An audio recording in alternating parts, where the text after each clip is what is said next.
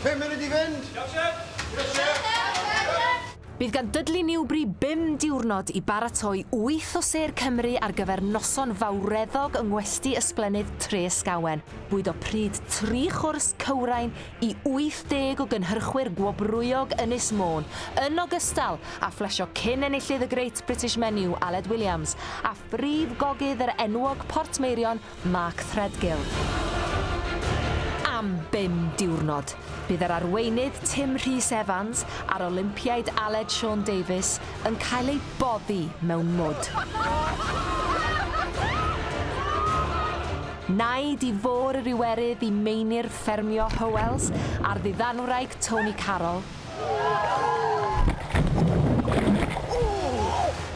Bydd llunos Heno Lee a'r actores Rhian Jones yn ffrio dros fyrgers. Mae tîm oren yn twyllo unwaith eto i ffwrdd o'r... Nes i weld ti. Cheat.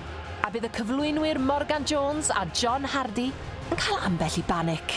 Gobeithio dyn nhw'n eisiau bwyd. Fe fydd na ddychryn. Fe fydd na boen.